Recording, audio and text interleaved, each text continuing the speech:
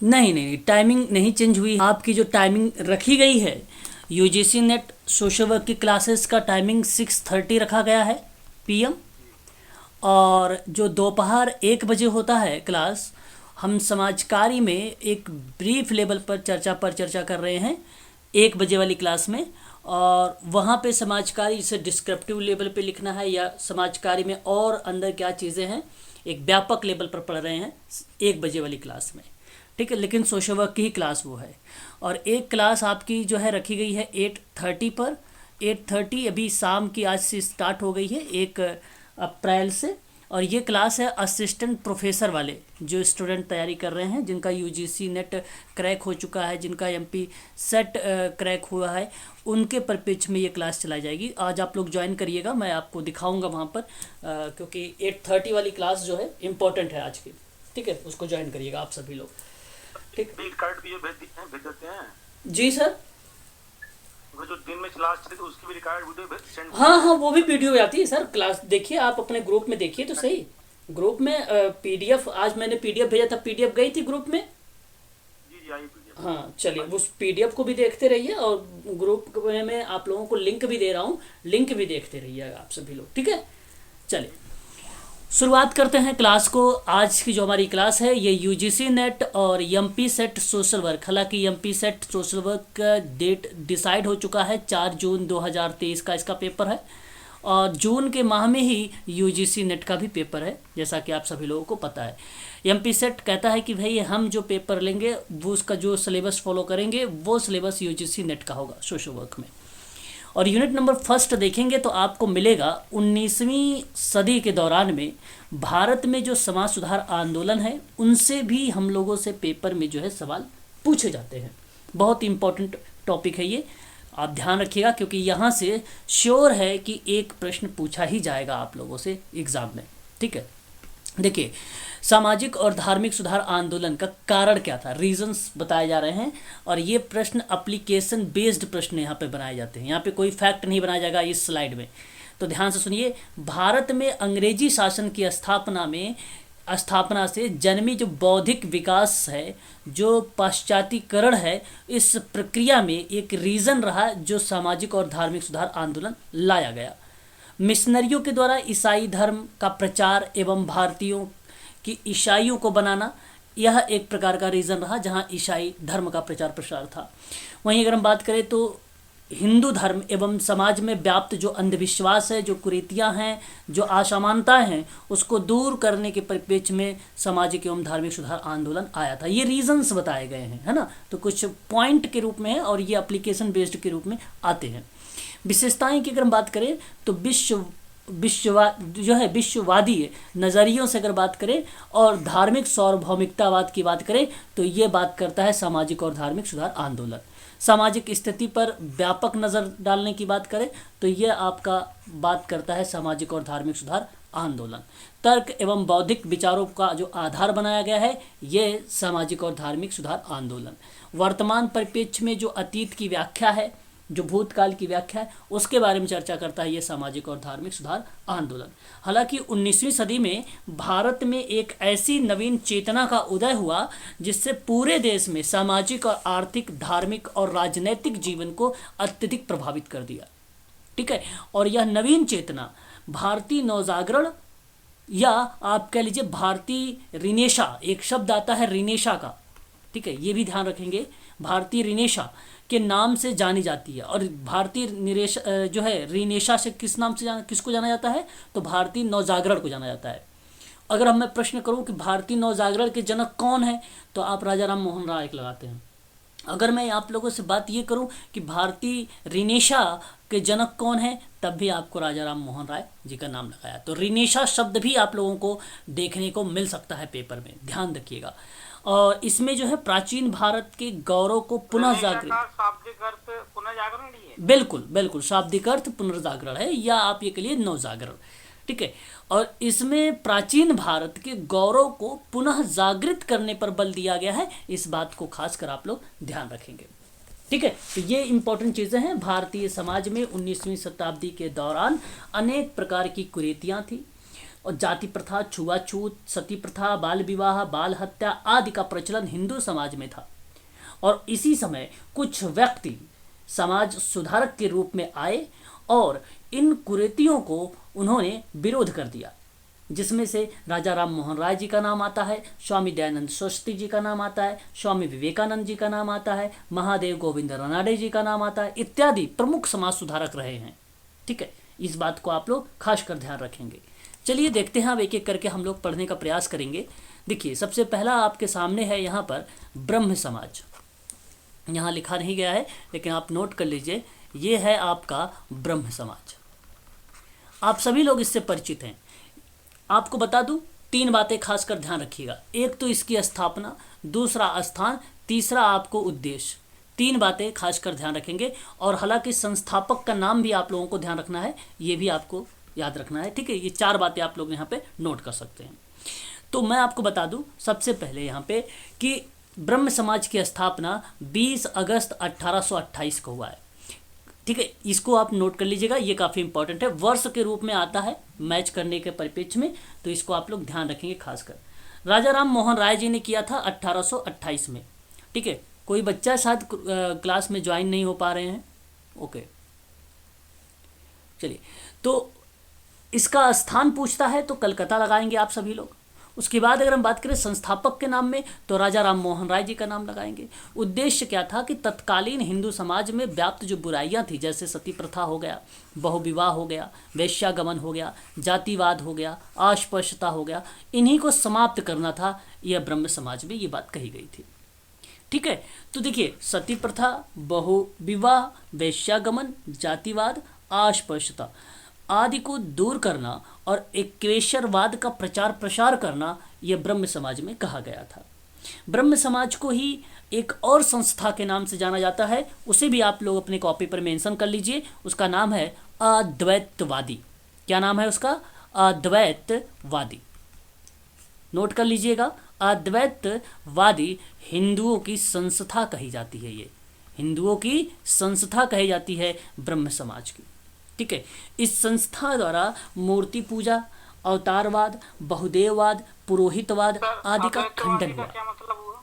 जी, अद्वैतवादी हिंदुओं में बेसिकली अद्वैतवादी का मतलब ये किसी चीज को मानना नहीं। जैसे बहुत लोग नहीं, पहले के देवी देवताओं को मानना है ना, बहुत सारे भगवान का मानना, पूजा पाठ करना, इन चीजों को रिप्रेजेंट करता है अद्वैतवादी, है ना। तो इसमें मैंने बताया ना आपको, मूर्ति पूजा का विरोध करना, अवतारवाद का विरोध करना, बहुदेववाद को विरोध करना, पुरोहितवाद का विरोध करना, इनका खंडन किया गया था अद्वैतवादी हिंदुओं में। अद्वैतवादी हिंदुओं में, करेक्ट? ठीक है, याद रहेगा ना। चलिए, आपको एक बात और ध्यान रखना है, अंतरजातीय विवाह और स्त्री शिक्षा पर बल दिया गया था। अंतरजातीय विवाह और स्त्री शिक्षा पर बल दिया गया था। और कल की क्लास में मैंने बताया भी था अंतरजातीय विवाह के बारे में, जिसको हम लोग क्या बोलते हैं, इंटरकास्ट मैरिज, है ना, बताया था। कोई बताना चाहेगा क्या है ये?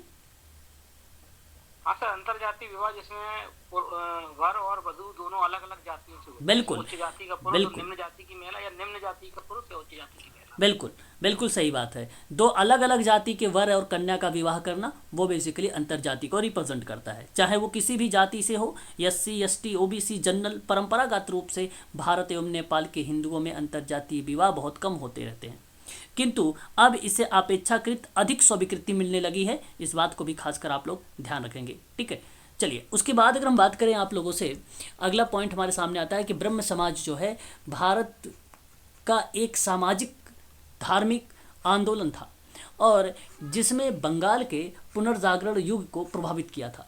कभी कभी हमारे सामने पेपर में भी देखने को मिल जाता है पुनर्जागरण की जनक कौन कहे जाते हैं, तो आप लोग नाम लगाइएगा राजा राम मोहन राय का। और इसके प्रवर्तक राजा राम मोहन राय हैं। अपने समय के विशिष्ट समाज सुधारक थे ये। 1828 में ब्रह्म समाज को राजा राम मोहन राय द्वारा, अगर हम बात करें, ठीक है, और राजा राम मोहन राय और देवेंद्र नाथ टैगोर नाम है यहाँ पे, ठीक है, देवेंद्र नाथ, द्वारकानाथ टैगोर लिखा हुआ, देवेंद्र नाथ टैगोर ने स्थापित किया। और इसका उद्देश्य था भिन्न भिन्न, ठीक है। धार्मिक आस्थाओं में बटी हुई जनता को एकजुट करना था, समाज में फैली जो कुरीतियाँ थी उसको दूर करना था। उन्होंने ब्रह्म समाज के अंतर्गत कई धार्मिक रूढ़ियों को बंद करा दिया, जैसे सती प्रथा हो गया, बाल विवाह हो गया, जाति तंत्र हो गया, या अन्य कोई सामाजिक बुराइयां हो सकती हैं जैसे अस्पृश्यता, जातिवाद, वैश्यागमन, है ना, ये सारी चीज़ें हो सकती हैं। तो ये भी बेसिकली इसको क्या किया गया, इसका विरोध किया गया और इसको बंद भी किया गया था। तो याद रखेंगे यह, इसमें ब्रह्म समाज में जनक राजा राम मोहन राय का नाम पूछा जाता है, इसको ध्यान रखेंगे। कलकत्ता में हुआ 1828 याद रखेंगे आप लोग। 20 अगस्त भी अगर आप चाहो तो डेट अगर याद हो जाती तो 20 अगस्त की डेट भी आप नोट कर सकते हैं। फिर आधुनिक भारत के जन्मदाता किसे कहा जाता है, तब भी आप नाम लगाएंगे राजा राम मोहन राय को। इक्वेशरवाद के जनक किसे कहा जाता है, तब भी नाम लगाएंगे राजा राम मोहन राय जी को नाम, ठीक है। और ध्यान रखेंगे आप लोग, मैंने एक शब्द जोड़ा था भारतीय ऋषिसेना के नाम से किसे जाना जाता है, तब भी आप नाम लगाएंगे राजा राम मोहन राय जी को, ठीक है। इन्होंने जाति प्रथा, स्त्री जो सती प्रथा और मूर्ति पूजा का विरोध किया। इस बात को भी आप लोग खासकर ध्यान रखेंगे। आगे बढ़ते हैं। अगर आप पॉइंट देखेंगे, सन 1814 में राजा राम मोहन राय ने आत्मीय सभा की स्थापना कर दी थी। कहीं कहीं किताबों में हमें मिलता है 1815 के दौरान में भी जो है आत्मीय सभा का गठन किया गया, ठीक है। परंतु एनसीईआरटी की किताबों से अगर हम बात करें आप लोगों से तो 1814 को आप लोग सही मानिएगा। वो 1828 में ब्रह्म समाज के नाम से भी जाना गया। देवेंद्र नाथ ठाकुर ने इसे आगे बढ़ाया था। बाद में केशव चंद्र सेन इसमें जुड़ गए थे। इन दोनों के बीच मतभेद हुआ और इन मतभेद के कारण केशव चंद्र सेन ने 1866 में भारतवर्षीय ब्रह्म समाज नामक संस्था की स्थापना कर दी। ये भी हमारे लिए इम्पोर्टेंट है, अभी आपको आगे मिलेगा इसके बारे में थोड़ा सा डिटेल भी। तो 1866 में केशव चंद्र सेन की जो संस्था का नाम है वो भारतवर्षीय ब्रह्म समाज को नाम से आप दे सकते हैं, ठीक है। हालांकि भारतवर्षीय ब्रह्म समाज और ब्रह्म समाज इनके उद्देश्य तो एक ही थे ना, बिल्कुल कॉमन उद्देश्य थे, उद्देश्य कोई अलग नहीं थे। यहाँ तक कि आदि ब्रह्म समाज आया, साधारण ब्रह्म समाज आया, उनके भी गोल एक ही थे।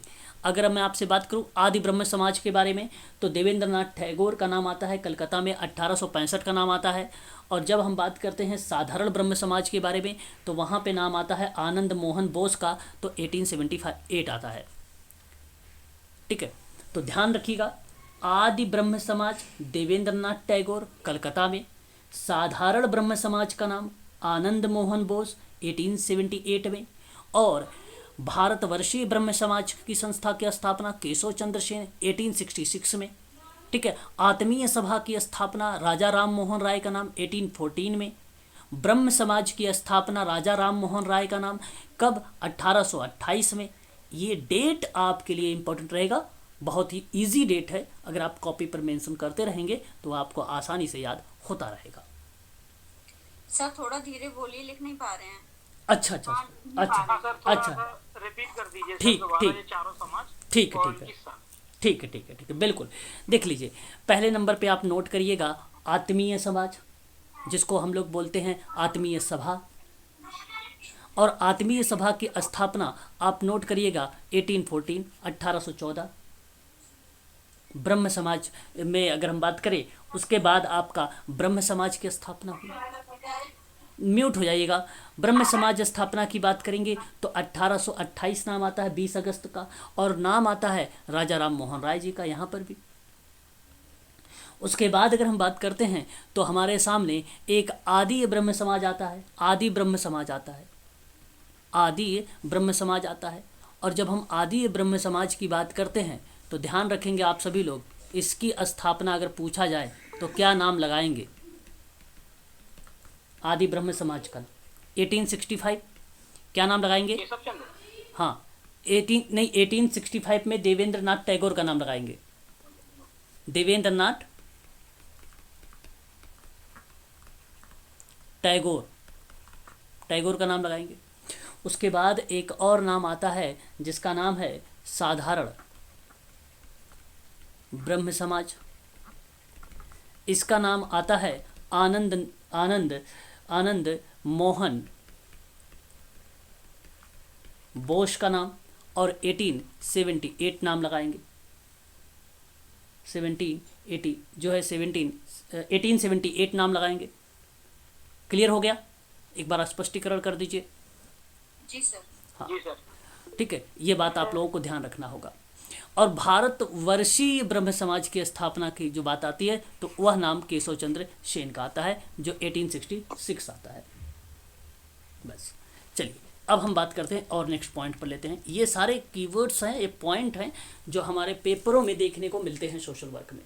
ठीक है, इस चीज़ को आप लोग खास कर ध्यान रखेंगे, है ना, इंपॉर्टेंट चीज़ें हैं।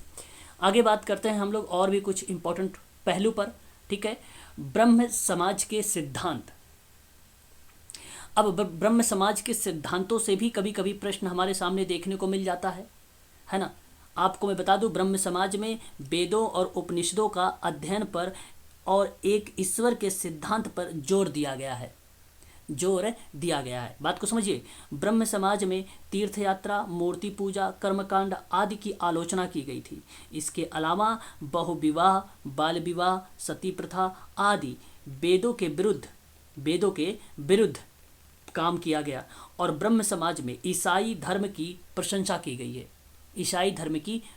गई है, परंतु इसे किसी भी तरह से हिंदू धर्म में श्रेष्ठ नहीं माना जाएगा। राजा राम मोहन राय ने कोई नया धर्म नहीं चलाया, बल्कि प्राचीन जो भारतीय वैदिक धर्म थे उनको मान्यता दे दी है। बस इस बात को आप लोग खासकर ध्यान रखेंगे। देखिए, सिद्धांत पे बात करें तो पहला आता है ईश्वर एक है और वह संसार का निर्माण करता है। आत्मा अमर है, मनुष्य को अहिंसा अपनाना चाहिए और सभी मानव समान है। बहुत ही सिंपल सा सिद्धांत दिया है ब्रह्म समाज में। आप देख सकते हैं ये 4 के 4 पॉइंट हैं और ये चारों पॉइंट याद होना चाहिए। ध्यान रखेंगे आप सभी लोग। मैंने कहा है कि ब्रह्म समाज में ईसाई धर्म की प्रशंसा की गई है, परंतु इसे किसी भी तरह हिंदू धर्म में श्रेष्ठ नहीं माना जाता है। ये बात भी आप लोगों को ध्यान रखना पड़ेगा, याद रहेगा। सिंपल। हिंदू धर्म में ईसाई समाज श्रेष्ठ नहीं माना जाएगा या ब्रह्म समाज, किसकी बात कर रहा हूँ? नहीं, मैं बात आपसे ये कह रहा हूँ कि ब्रह्म समाज में ईसाई धर्म की प्रशंसा की गई थी, क्योंकि पहले के समय में ईसाई धर्म चल रहा था। यह ईसाई के माध्यम से, चर्च के माध्यम से लोगों को समाज की मुख्य धारा से जोड़ा जा रहा था, परंतु उसकी प्रशंसा तो हुई, लेकिन हिंदू धर्म में इसको श्रेष्ठ नहीं माना गया। और जो आप संस्था पढ़ रहे हैं ब्रह्म समाज, ये हिंदू सुधार आंदोलन है। ब्रह्म समाज, आर्य समाज, रामकृष्ण मिशन, ये सभी जो है ब्रह्म समाज जो है हिंदू सुधार आंदोलन कहलाते हैं, हिंदू रिफॉर्म मोमेंट कहलाते हैं ये, है ना। ये बात आप ध्यान रखिएगा। एक क्वेशरवादी के जनक कौन है? तो राजा राम मोहन राय जी का ही नाम आप लोग लगाएंगे। फिर देखिए, ब्रह्म समाज का उद्देश्य, हालांकि मैंने आपको शुरुआत में पढ़ा दिया, बताया भी था। हिंदू धर्म में कुरीतियों को दूर करना बड़ा सिंपल होता है। इसका उद्देश्य बौद्धिक और तार्किक जीवन पर जो है बल देना और इक्वेशरवाद पर बल देना। इक्वेशरवाद पे बल, पता है रीज़न क्या था इक्वेशरवाद पे बल? आपको बता दूं, राजा राम मोहन राय जी ने सन 1809 में आपने नाम सुना होगा एक किताब का, तुह फतूल मुआई जो है मुहाइदीन, ये किताब थी। और इसी किताब को जानते हो क्या कहा गया? इक्वेशर ये तो 1803 में आई थी ना? वादियों का, रुक जाइए मैं बताता हूँ अभी। इक्वेशरवादियों का उपहार के नाम से जाना गया। ये उपहार के नाम से, इक्वेशरवादी के उपहार के नाम से ये जाना गया। और यह पुस्तक, इस नामक पुस्तक लिखी गई, और ये पुस्तक जो लिखी गई थी वो 1809 में लिखी गई थी। कब लिखी गई थी? 1809 में लिखी गई थी। ठीक है, अब आप जो कह रहे हैं फारसी भाषा में तूफात उल मुहाइदीन जो था सर, प्रकाशित हुआ था फारसी भाषा में, वो वर्ष था 1803। फारसी में जो आप बता रहे थे वो 1803 था। ठीक है सर, क्लियर? हाँ सर, किताब का नाम बता दीजिए। 1803 वाला? 1803 वही है, तूफात उल मुहाइदीन, वही है जिसमें पे इक्वेशरवादियों का उपहार के रूप में प्रकाशित हुई थी। बात वही किताब है। फारसी की बात में अगर हम बात करें तो ग्रंथ के प्रथम ग्रंथ फारसी की भाषा में आई थी 1803 में। ठीक है, इस बात को आप खासकर ध्यान रखेंगे। चलिए, स्पष्टीकरण हो गया होगा तो मैं आगे बढ़ूं। चलिए, उसके बाद देखिए आप लोग, सामाजिक कुरीतियों को समाप्त करना, ये तो बात आपको अच्छे से मालूम है, ये कॉमन उद्देश्य थे। ब्रह्म समाज के कार्य क्या था? ब्रह्म समाज के कार्य की बात अगर मैं आप लोगों से करूं तो उपनिषद तथा वेदों की जी जी बताएं। सर एक बार और रिपीट कर दीजिए सर, फारसी भाषा में सर। बिल्कुल सर, आप पतुल। हाँ, आप नोट कर लीजिए। आपसे अगर प्रश्न पूछा जाए कि कहा जाए कि प्रथम ग्रंथ बताए जो फारसी भाषा में लिखा था राजा राम मोहन राय ने, वो कब आया, तो आप कहिएगा 1803 में आया। और फिर आप कहिएगा कि इस किताब का नाम क्या है, तो नोट कर लीजिएगा तुह, ठीक है, फात उल मुआहिदीन, मुआहिदीन ये किताब है का नाम है। और इसी को कहा गया, जानते हैं क्या, सिंपल भाषा में इक्वेश्वरवादियों का उपहार। हाँ, इक्वेश्वरवादियों का उपहार है ना, इक्वेश्वरवादियों का उपहार। ठीक है, इक्वेश्वरवादी लिख पा रहे हैं आप सभी लोग, देखो हाँ, स्वरवादियों का उपहार, बस ये आपको ध्यान रखना है। ये आपने पढ़ाया था पहले। हाँ ठीक, चलिए उसके बाद देखिए यहाँ पे कहा गया उसके ब्रह्म समाज के कुछ कार्य, कुछ टास्क बताए गए हैं, बड़े ही सिंपल से हैं, इसको भी आप लोग सिंपल भाषा में ही समझ सकते हैं, है ना, कि उपनिषद और वेदों के महत्व को सबके सामने ले आना ब्रह्म समाज का कार्य। और यह कार्य जो है बहुत ही प्रचलित भी रहा है, उपनिषदों और वेदों के महत्व को सबके सामने लाना। फिर कहा कि समाज में जो व्याप्त सती प्रथा है, पर्दा प्रथा है, बाल विवाह है, इसके विरोध में जोरदार संघर्ष। और आपको ये पता होना चाहिए, सती प्रथा को समाप्त करने के लिए इनकी भाभी को जो है क्या किया गया, जिंदा जला दिया गया था, उसी के परिप्रेक्ष्य में ये जो सती प्रथा लाए थे। और फिर उसके बाद किसानों, मजदूरों, श्रमिकों के हितों में बोलने की बात करते हैं। फिर उसके बाद पाश्चात्य दर्शन के बेहतरीन तथ्यों को अपनाने की कोशिश भी किया गया। तो इसलिए कहा जाता है ब्रह्म समाज के अंतर्गत यह कुछ इम्पोर्टेंट पॉइंट हैं जो हमें देखने को मिल जाते हैं उनके कार्यों में। इसलिए आप लोग खासकर ये 4 पॉइंट ध्यान रखेंगे, ठीक है, 4 पॉइंट ध्यान रखेंगे। उसके बाद बात करते हैं ब्रह्म समाज की उपलब्धि, या तो आप ये कह लीजिए कि ब्रह्म समाज का मूल्यांकन। तो उपलब्धि में बात करूंगा मैं 2-3, जैसे कि यहाँ पर देख सकते हैं, पहली पॉइंट कह रहा है कि 1829 में, उपलब्धि की बात कर रहा हूँ ब्रह्म समाज की, 1829 में विलियम बेंटिक ने कानून बनाकर सती प्रथा को अवैध घोषित किया। काफ़ी इंपॉर्टेंट शब्द है, और ये बात ध्यान रखिएगा 1829 की आती है, पता चले आप 1828 लगा के चले आए, ऑप्शन में मिलेगा। दूसरी पॉइंट आपको ये ध्यान रखना है कि समाज में काफ़ी हद तक सुधार आया। और तीसरी पॉइंट में अगर हम बात करें, उपलब्धि मिली कि समाज में जाति, धर्म इत्यादि पर आधारित भेदभाव पर काफ़ी हद तक कमी लाई गई, और यह एक प्रकार से उपलब्धि थी। मैं आपको बता दूं, राजा राम मोहन राय ने सर्वप्रथम भारत में धर्म सुधार और समाज सुधार आंदोलन प्रारंभ किया था, और वे एक दूरदर्शी और महान चिंतक भी थे। उन्होंने आधुनिक शिक्षा पर प्रबल समर्थन किया, और पाश्चात्य शिक्षा से प्रगति विचारों की जो जानकारी हो उसका समर्थन किया। और वे अंग्रेजी शिक्षा के समर्थक थे सर। पाश्चात्य शिक्षा के, बिल्कुल ठीक है। और ये पत्रकारिता के अग्रदूत कहे जाते हैं। पत्रकारिता के अग्रदूत कौन है, तो राजा राम मोहन, बिल्कुल।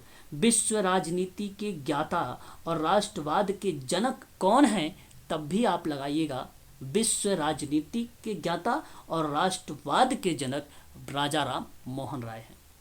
इन्होंने ही सती प्रथा जैसी कुरीतियों का विरोध करके नारी की स्वतंत्र और उसके अधिकारों की वकालत की थी। नाम है राजा राम मोहन राय, ध्यान रखेंगे, बहुत ही इम्पोर्टेंट नाम थे ये। और इससे संबंध में जो इम्पोर्टेंट पॉइंट बताया है वो काफ़ी इम्पोर्टेंट है। हम लोगों से अगर पेपर में पूछा जाएगा तो इन्हीं में से आएगा, और इससे बाहर नहीं आने वाला है। बस इस बात को आप खासकर ध्यान रखेंगे। चलिए आगे बढ़ते हैं और नेक्स्ट पॉइंट लेते हैं आदि ब्रह्म समाज के बारे में। आदि ब्रह्म समाज की स्थापना 1866 में हुआ। संस्थापक के रूप में अगर हम बात करते हैं आदि ब्रह्म समाज का, तो देवेंद्र नाथ टैगोर का नाम मैंने बताया था, याद होगा। देवेंद्रनाथ टैगोर आपने मेंशन भी किया होगा।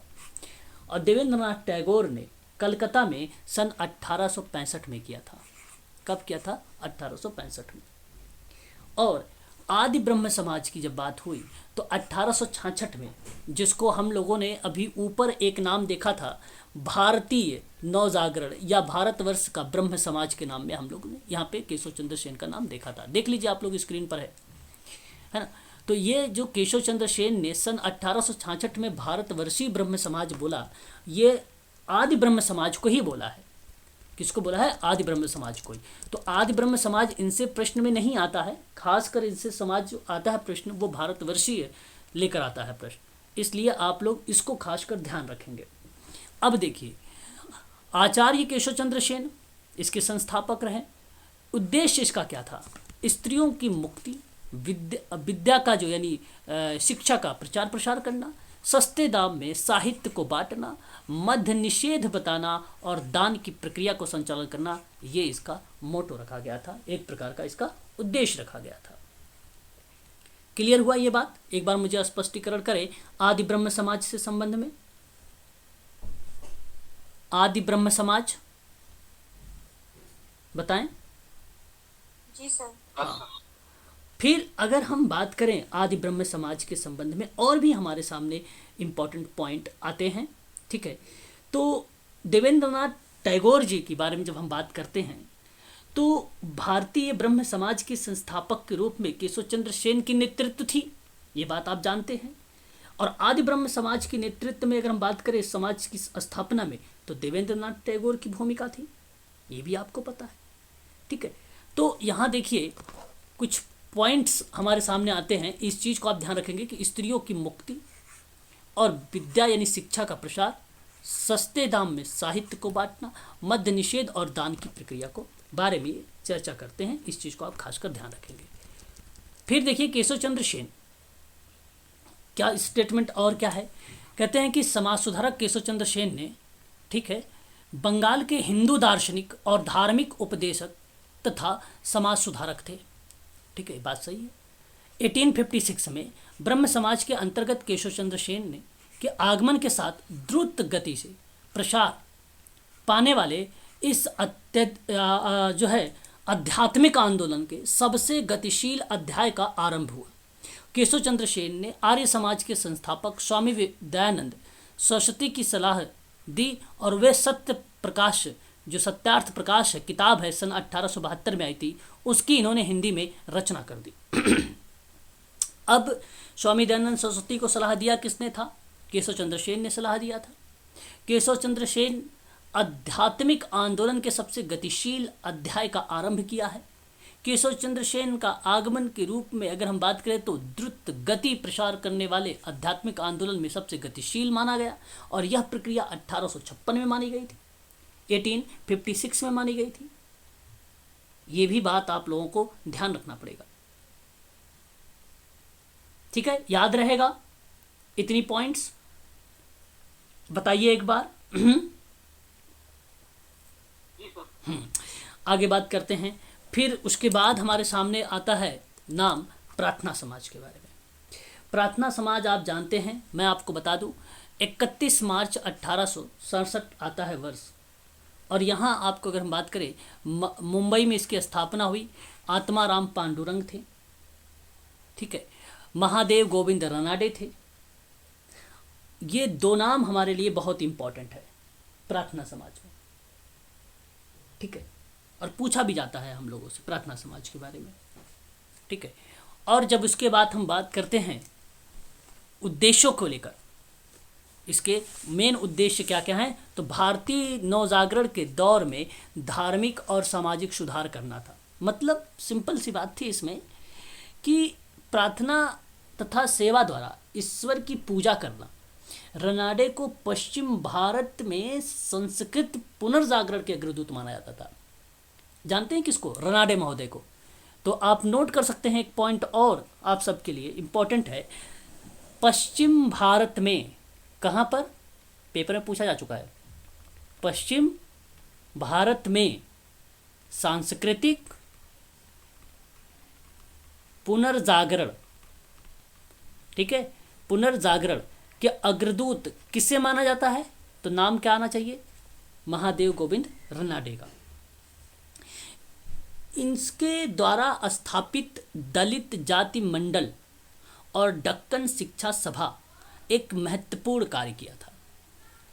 ठीक है, और आपको बता दूं रनाडे, रिपीट करिए। हाँ बिल्कुल, दलित जागरण। हाँ दलित जाति मंडल,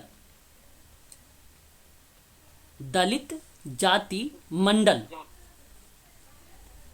और दूसरा दूसरा था दक्कन शिक्षा सभा।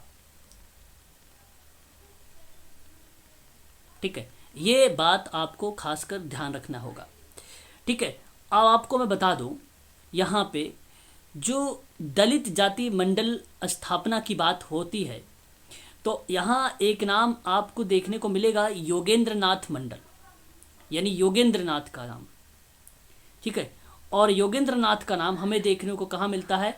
तो ध्यान रखेंगे दलित जाति मंडल में, दलित जाति मंडल में। ठीक है, और दूसरा मैंने अभी एक बताया है, योगेंद्र नाथ मंडल है जिन्होंने पाकिस्तान का कॉन्स्टिट्यूशन। बिल्कुल करेक्ट जवाब, यही आपका करेक्ट होगा। जो पाकिस्तान में कानून और श्रम के पहले मंत्री थे, जो अनुसूचित जाति यानी दलितों के नेता के रूप में योगेंद्र नाथ ने मुस्लिम लीग के पाकिस्तान की मांग के साथ सहभागी बने थे, उन्हीं की बात मैं कर रहा था आपसे। हाँ, करेक्ट जवाब। ठीक है, और एक नाम आता है दक्कन शिक्षा सभा।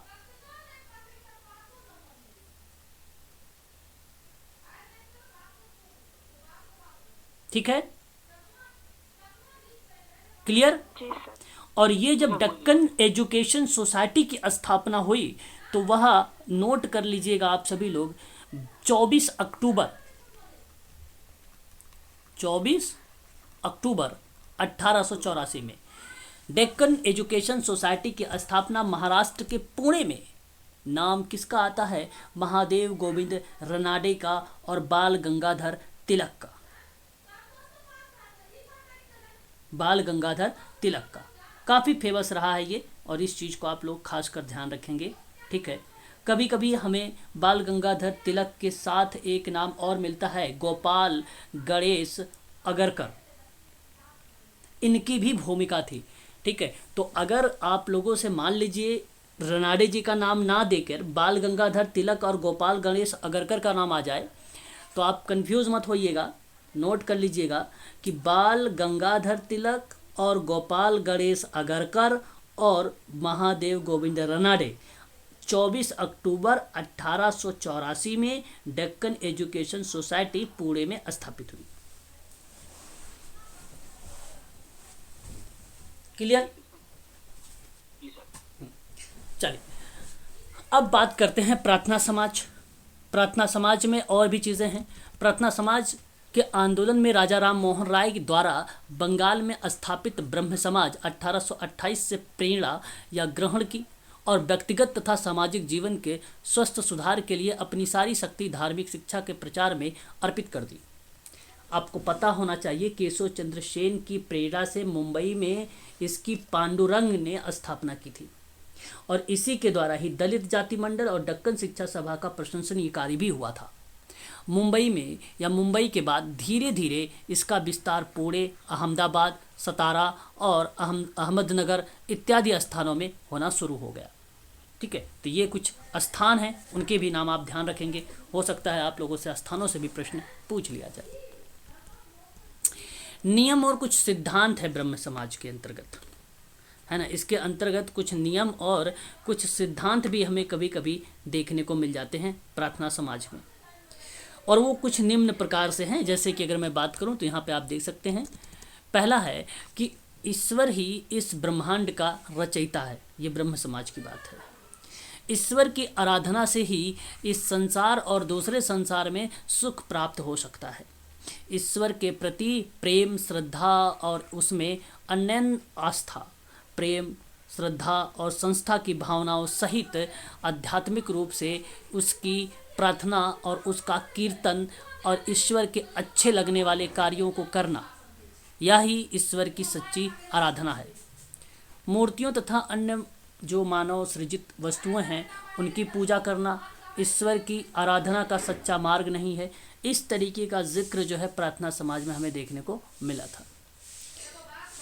ईश्वर अवतारवाद नहीं लेता और कोई भी एक पुस्तक ऐसी नहीं जिसे स्वयं ईश्वर ने रचा हो अथवा प्रकाशित किया हो अथवा जो पूर्णतः दोष रहित हो। ठीक है, ये जो 4-5 पॉइंट थे आप लोगों का, ये बेसिकली प्रार्थना समाज के कुछ नियम बताए गए हैं और कुछ सिद्धांत बताए गए हैं। ठीक है, क्लियर है ना? जी सर। चलिए विचारधारा की बात करते हैं। प्रार्थना समाज का उद्देश्य जो है प्रार्थना और सेवा द्वारा ईश्वर की पूजा करना होता है। ब्रह्म समाज की भांति उपनिषद और भगवत गीता की शिक्षाएं उद्देश्य के आधार पर था। सर जी प्रश्न है सर, जी, क्या प्रार्थना समाज की उत्पत्ति ब्रह्म समाज के अंतर्गत ही है?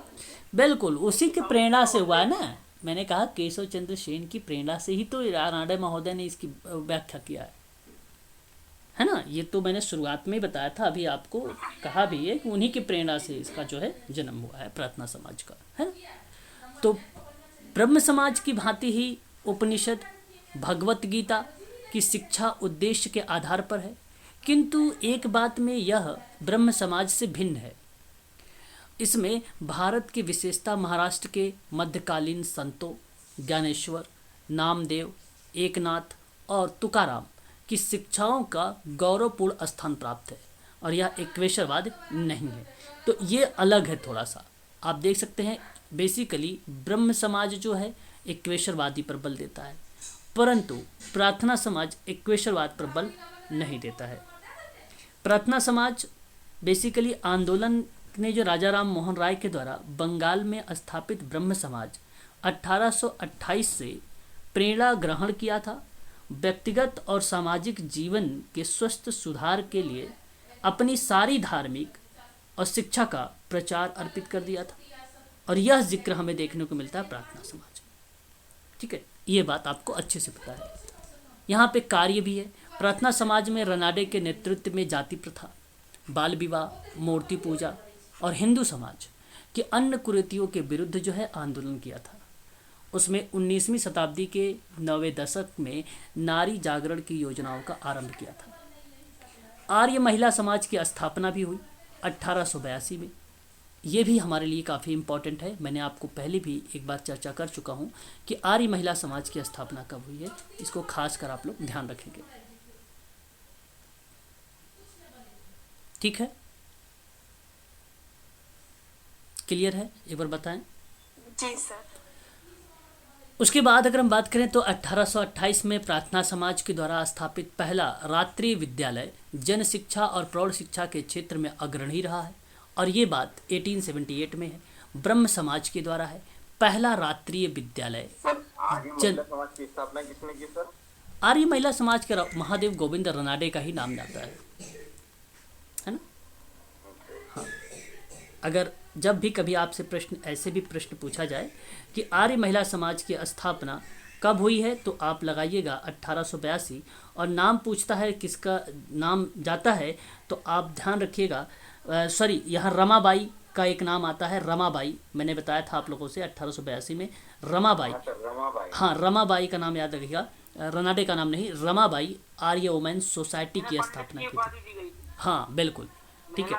महिला पंडित की उपाधि। हाँ, तो याद रखेंगे रमाबाई का नाम यहाँ पर आप सबके लिए इम्पोर्टेंट रहेगा खासकर, है ना। आर्य महिला समाज वुमेन सोसाइटी के नाम से स्थापित हुआ। उद्देश्य इसका था कि महिलाओं की शिक्षा और बाल विवाह के उत्पीड़न से मुक्ति के उद्देश्य को बढ़ावा देने के संबंध में ये था। ठीक है, ये चीज़ आपको ध्यान रखना है इसमें। ठीक है, उसके बाद हमारे सामने आता है नाम, आप देख सकते हैं रात्रि जो है विद्यालय जन शिक्षा और प्रौढ़ शिक्षा के क्षेत्र में अग्रणी रहा प्रार्थना समाज। और कब रहा? सन 1878 में रहा है। वासुदेव बाल जो है बाबाजी, ठीक है, नौरंगे बालक श्रम की स्थापना और लाल शंकर उमाशंकर द्वारा जो है पढ़रंगपुर में 1875 में इसकी स्थापना हुई। तो ये भी नाम आप थोड़ा सा ध्यान रखिएगा कि जो नौरंगे बालक श्रम है इसकी स्थापना की बात आती है तब आप लोग नाम ध्यान रखेंगे 1875 में, 1875 में, 1875 में। ठीक है, ये आपको ध्यान रखना है। आगे बात करते हैं, ये सारी जो फैक्ट हैं इसको आप ध्यान रखेंगे।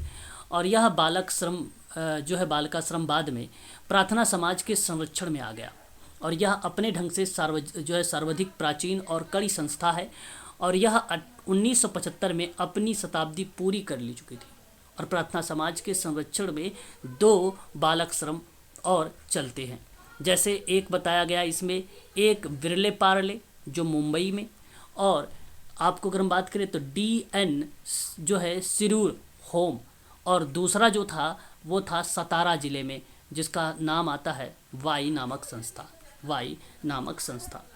ठीक है, तो ये आपको ध्यान रखना है। और ये आपका आता है एक बिरले पार्ले वाला जो मुंबई में है, किसका नाम आता है? सिरूर का नाम आता है, सिरूर का नाम, ये आप लोग खासकर ध्यान रखेंगे इसके बारे में।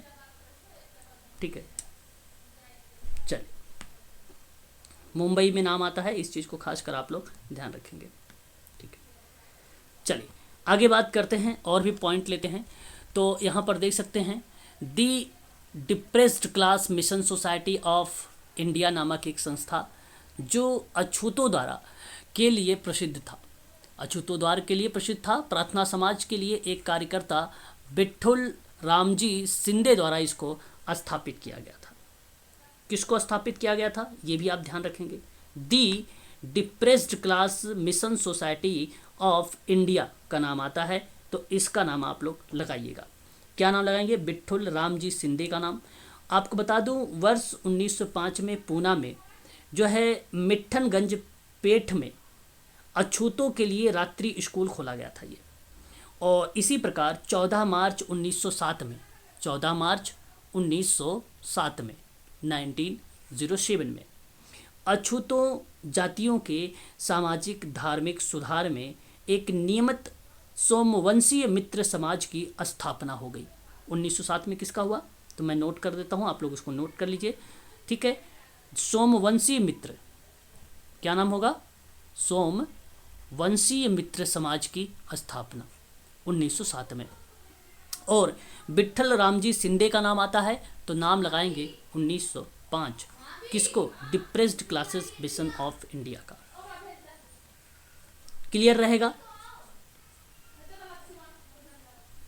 बता दीजिए एक बार।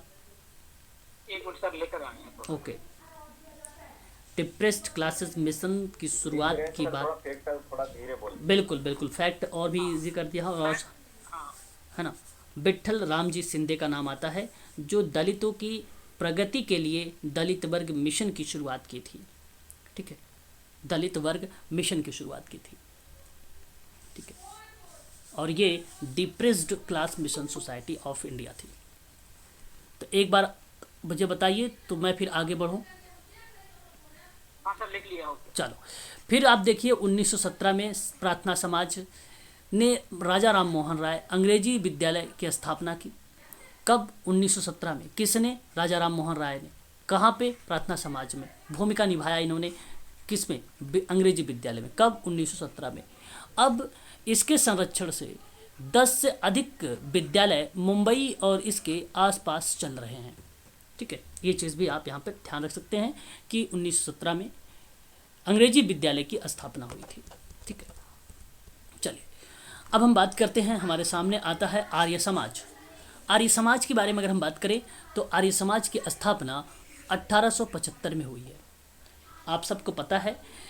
इसका स्थान की बात करते हैं तो मुंबई आता है। आर्य समाज की स्थापना मुंबई में मणिक चंद्र वाटिका में। मुंबई कहाँ पर? मणिक चंद्र वाटिका। ठीक है, यहाँ पर स्थापना हुई। संस्थापक के रूप में स्वामी दयानंद सरस्वती जी आए। उद्देश्य इसका ये था कि पश्चात प्रभाव की प्रतिक्रिया स्वरूप हिंदू धर्म में सुधार करना था, है ना। बेसिकली आप ये भी कह सकते हो कि वैदिक धर्म को पुनः शुद्ध के रूप में स्थापित करना। अच्छा, आपसे अगर प्रश्न पूछा जाए कि शुद्धि आंदोलन किसने चलाया, तब भी आप कहेंगे शुद्धि आंदोलन भी किसको नाम लेंगे? स्वामी दयानंद, बोलो, सरस्वती। स्वामी दयानंद सरस्वती। ये भी आप ध्यान रखेंगे। आपको बता दूं कि भारत को धार्मिक और सामाजिक और राजनीतिक रूप में एक सूत्र में बांधने का काम किया गया था इस जो है संस्था में। इसमें मूर्ति पूजा, बहुदेववाद, अवतारवाद, पशु बलि, श्रद्धा, वैदिक कर्मकांड आदि की क्या हुई है? आलोचना की गई है। इसकी आलोचना हुआ है। और आपको बता दूं, पुनः वेदों की ओर लौटो, यानी वेदों की ओर लौटो, बैक टू द वेद्स, या इसका एक प्रसिद्ध नारा था। इसका एक प्रसिद्ध नारा था। ठीक है, याद रखेंगे। फिर देखिए, आर्य समाज जो है 19वीं शताब्दी का भारतीय इतिहास का और साहित्य में महत्वपूर्ण स्थान रहा है। इतना व्यापक और सूक्ष्म परिवर्तन मध्य युग में इस्लाम धर्म के संपर्क के फलस्वरूप भी ना हुआ था। एक ओर तो भारतवर्ष 19वीं शताब्दी में एक सुदूर स्थित पाश्चात्य जाति का दास बना, और दूसरी ओर पाश्चात्य ज्ञान विज्ञान तथा वैज्ञानिक आविष्कारों से लाभ उठाकर उनसे नवीन चेतना प्राप्त हुई, और मध्ययुगीन एवं अनेक पौराणिक कुरीतियाँ, कुप्रथा से, परंपराओं से बद्ध जीवन को आलस्य छोड़कर स्फूर्ति प्राप्त की। टोटली बात वही मिला जुला के है कि मूर्ति पूजा, बहुदेववाद, अवतारवाद, पशु बलि, श्रद्धा, वैदिक कर्मकांड की आलोचना होना, और छुआछूत व जन्म पर आधारित जाति प्रथा की आलोचना करना, है ना। शुद्धि आंदोलन चलाया, जिसके अंतर्गत यदि किसी व्यक्ति ने किसी कारणवश हिंदू धर्म को त्याग दिया है और कोई धर्म स्वीकार कर लिया हो, तो उसे पुनः हिंदू धर्म में आने का अवसर प्रदान करता है। इसलिए कहा जाता है कि वेदों की ओर लौटो, ऐसा नारा इसमें दिया गया था। इसमें एक इम्पॉर्टेंट फैक्ट आपको और मिल जाता है। कभी कभी हमें, आपने नाम सुना होगा दयानंद एंग्लो, दयानंद एंग्लो वैदिक कॉलेज की स्थापना कब हुई है? तो आप ध्यान रखिएगा 1889 में। और किसने किया है? तो स्वामी दयानंद सरस्वती जी ने किया है। ठीक है, क्लियर? बता दीजिए एक बार। जी जी सर, जी सर। ये बात आपको, हाँ ठीक है, ये बात आपको खासकर ध्यान रखना होगा। इतिहास इस बात का साक्षी है कि यह स्फूर्ति और चेतना राजनीतिक और आर्थिक दासत्व की परिस्थिति में पूर्व और पश्चिम के बीच संघर्ष के रूप में, अर्थात भारतीय आध्यात्मिकता और पाश्चात्य भौतिकता के संघर्ष के रूप में अभिव्यक्त हुई है। राजनीति और आर्थिक चेतना उसी चेतना का अंश मात्र थी। वही जो है पूर्व और पश्चिम का संघर्ष था, जिसमें राजा राम मोहन राय, स्वामी दयानंद सरस्वती, स्वामी रामकृष्ण परमहंस, स्वामी विवेकानंद, स्वामी राम तीर्थ, लोकमान्य तिलक और रविंद्रनाथ टैगोर, योगी अरविंद और महात्मा गांधी जी का जन्म दिया। तो एक प्रकार से आप कह सकते हैं कि आर्य समाज में भी इन लोगों की अहम भूमिका मानी जाती है, राजनीतिक और धार्मिक चेतना के रूप में। ठीक है, वहीं अगर हम बात करते हैं आर्य समाज की स्थापना को लेकर, तो अभी भी हमने जिक्र भी किया है। ठीक है, तो आप लगा सकते हैं अप्रैल 1875 मुंबई में इसकी स्थापना हुई है। आप देख सकते हैं पुनः शुद्ध के रूप में स्थापित करने का प्रयास किया गया है, इसलिए इसको कहा जाता है शुद्धि आंदोलन भी। भारत को धार्मिक और सामाजिक राजनीतिक रूप में एक सूत्र में बांधने का प्रयत्न है, पाश्चात्य प्रभावों को समाप्त करना। सन 1824 ईस्वी में गुजरात के जो है मौरवी नामक स्थान पर पैदा हुए स्वामी विवेकानंद जी ने, बचपन में उनका नाम था मूल शंकर। तो बचपन का नाम क्या था इनका? स्वामी दयानंद सरस्वती जी का मूल शंकर। और इनके गुरु क्या थे? इनके गुरु जी का नाम था स्वामी बिरजानंद, इनके गुरु का नाम था। ठीक है, चलिए इनके बारे में थोड़ा सा डिटेल दिया गया है, डिटेल इनसे नहीं पूछा जाएगा। ठीक है, यहाँ पे प्रचार प्रसार की बात हुई है। ठीक है, यहाँ पे आप देख सकते हैं वेदों की ओर लौटने की बात भी हुई है। आगे बढ़ते हैं, है ना। बाकी आप लोग यहाँ पर कुछ खास इंपॉर्टेंट चीज़ें नहीं है, जो इम्पोर्टेंट था मैंने आपको बता दिया है। ठीक है, चलिए आगे देखते हैं एक और संस्था के बारे में, और यह संस्था है रामकृष्ण मिशन।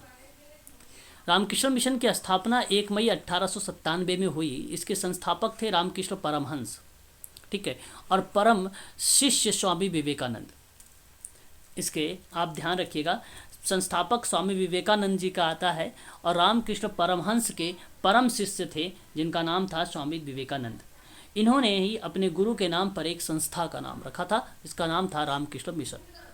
इसका उद्देश्य था कि अपने मोक्ष और संसार के हित के लिए, बेसिकली मैं आपको बताऊं कुछ इम्पोर्टेंट पॉइंट। एक पॉइंट तो आप ये नोट कर लीजिए कि मानवतावादी एवं सामाजिक कार्य करना, ये काफ़ी इम्पोर्टेंट है क्योंकि यूजीसी सोशल वर्क में, समाज कार्य में आप लोगों से ये पॉइंट लिखा हुआ ऐसे ही मिलता है, मानवतावादी एवं सामाजिक कार्य करना। एक तो ये उद्देश्य होता है। दूसरा अगर हम बात करें तो ध्यान रखेंगे आप सभी लोग, सामाजिक सुधारों द्वारा अज्ञानता, अनाथों की सहायता, ठीक है, अनाथों की सहायता और गरीबों की कठिनाइयों को दूर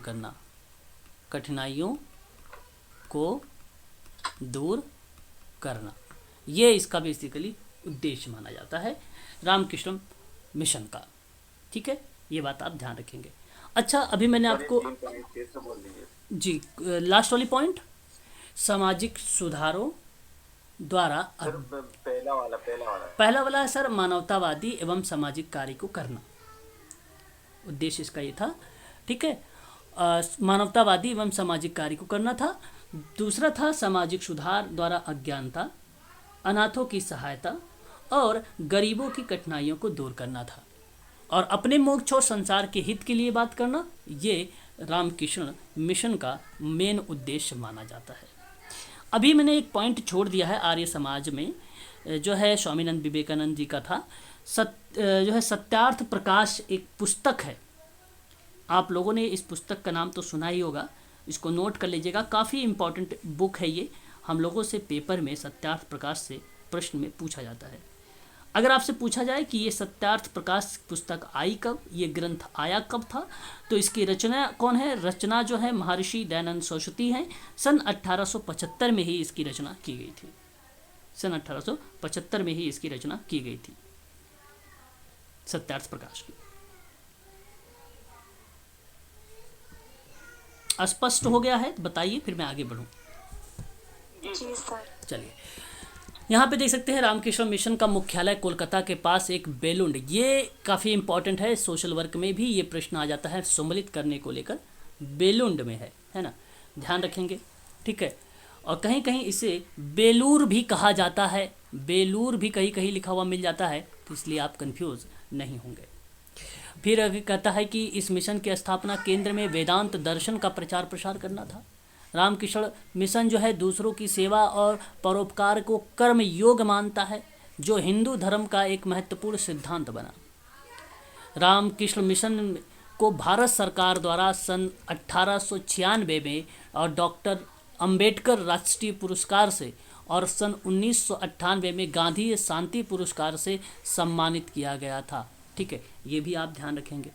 ठीक है, अध्यक्ष यहाँ पर आप देख सकते हैं, कुछ 1901 से महाअध्यक्ष के स्थान पर केवल अध्यक्ष जो है यहाँ पर चुने गए थे, उनके नाम आते, लेकिन पेपर में हम लोगों से नहीं पूछा जाता है। लेकिन सबसे पहला नाम नोट कर लीजिएगा, स्वामी विवेकानंद जी थे संस्थापक और महाअध्यक्ष के रूप में। और आज अगर हम बात करें वर्तमान में, तो आप ये नाम नोट कर लीजिएगा, स्वामी संस्मरणानंदन का नाम। ठीक है, ये नाम आप नोट कर लीजिएगा, पहला और अंतिम। ठीक है, बाकी और इनके अंदर से कोई नाम वगैरह नहीं पूछे जाते हैं। ठीक है, तो इसमें क्या अध्यक्ष कैसा क्या नोट करना? ये सर जो है ये अध्यक्ष के रूप में है, ये अध्यक्ष के रूप में। पहले जो है महाअध्यक्ष के रूप में चुना जाता था, महाअध्यक्ष का पद हटा दिया गया 1901 से, फिर वो अध्यक्ष के रूप में आए, जो यहाँ पे 2017 में से लेकर अभी तक चल रहे हैं।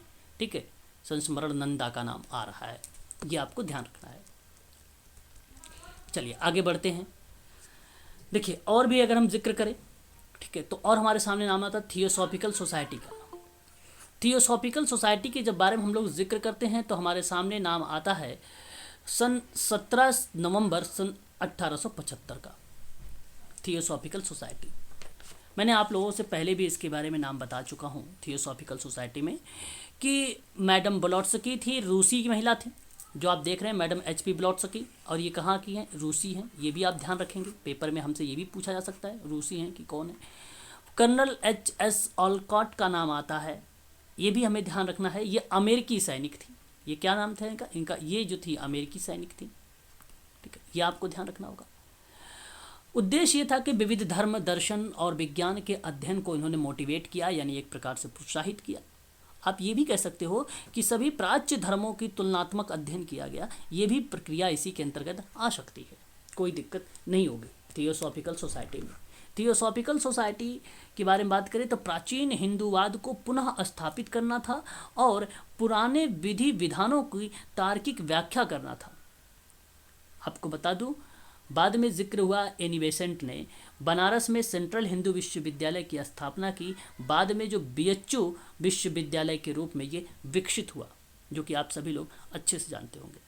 बनारस में सेंट्रल हिंदू कॉलेज की स्थापना सन 1898 में एनी बेसेंट ने इसकी की, और जिसका नाम सन 1916 में परिवर्तित हो गया। BHU का नाम 1916 में क्या हो गया, परिवर्तित हुआ। नाम क्या रखा इसका, बनारस हिंदू विश्वविद्यालय नाम कर दिया गया सेंट्रल हिंदू विश्वविद्यालय के जगह पर, है ना। पहले तो सेंट्रल था जब स्थापना हुई 1898 में, फिर बाद में 1916 में BHU के नाम से जाना गया, ये बनारस विश्वविद्यालय के नाम से पड़ा। ये बात आपको पता होना चाहिए और इसको भी आप लोगों को ध्यान में रखना पड़ेगा। पेपर में ये भी प्रश्न बना सकता है, थियोसॉफिकल सोसाइटी के अंतर्गत प्रश्न आएगा तो।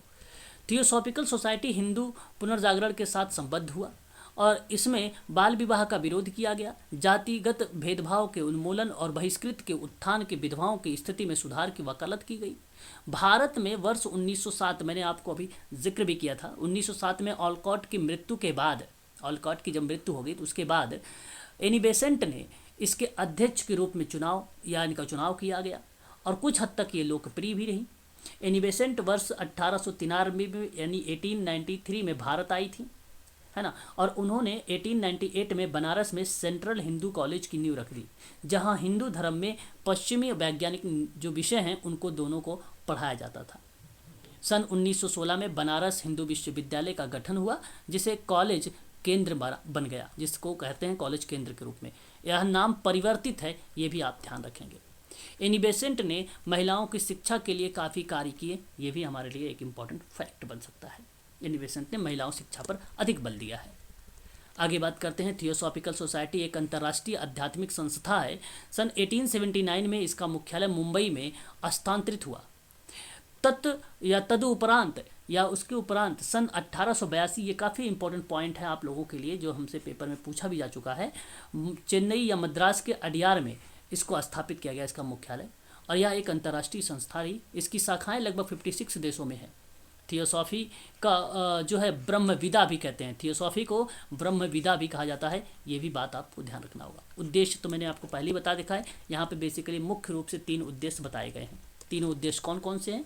पहला उद्देश्य ये है कि जाति, धर्म, नर और नारी, वर्ण एवं रंग भेद से रहित मानवता के विश्व बंधुत्व को सजीव केंद्र में रूप में स्थापित करना, तुलनात्मक धर्म हो, दर्शन हो और विज्ञान के अध्ययन को प्रोत्साहन देना। तीसरा था प्रकृति के अज्ञात नियमों और मानव में अंतर्निहित शक्तियों का अनुसंधान करना, यानी एक प्रकार का रिसर्च या खोज या अन्वेषण कह सकते हो आप लोग। ठीक है, क्लियर? एक बार मुझे कंफर्म करिए आप सभी लोग। जी सर। ये बात आपको ध्यान रखना होगा। उसके बाद अगर मैं आप लोगों से बात करूं तो आप देख सकते हैं सोसाइटी के अध्यक्ष वगैरह के भी बारे में जिक्र किया जा रहा है ना। और अगर मैं सोसाइटी के अध्यक्ष वगैरह के बारे में जिक्र करता हूं तो आप देख सकते हैं प्रथम अध्यक्ष जो थे कर्नल HS ऑलकॉट रहे। इसके बाद क्रमशः में एनी बेसेंट आए। फिर उसके बाद अगर हम बात करें तो GS जो है अरुंडे का नाम आया, और फिर उसके बाद नाम आया C जिन राजदास का नाम आया, फिर N श्रीराम का नाम आया, जॉन BS कोटस का नाम आया। इतने सारे नाम हमें देखने को मिले, लेकिन एनी बेसेंट तक ही नाम इम्पोर्टेंट रहा है, पेपर में यहीं तक आया है। ठीक है, बाकी वर्तमान में श्रीमती राधा बर्नियर 1982 से इसे अंतर्राष्ट्रीय संस्था की अध्यक्ष हैं। किसी भी धर्म का व्यक्ति जो थियोसॉफी के 3 उद्देश्यों को अनुमोदित करता हो इसका सदस्य हो सकता है। इस संस्था के सदस्यों के आपस में समानता किसी एक विश्वास की मान्यता पर आधारित ना होकर समान रूप से सत्यान्वेषण की दिशा में चलने पर आधारित है। ठीक है, तो सोसाइटी के प्रतीक चिन्ह पर भी लिखा गया है सत्य नास्ति परो धर्म, यानी सत्य से बड़ा कोई धर्म नहीं है। ठीक है, ये बात बताया गया है। ठीक है, ठीक है, जी सर।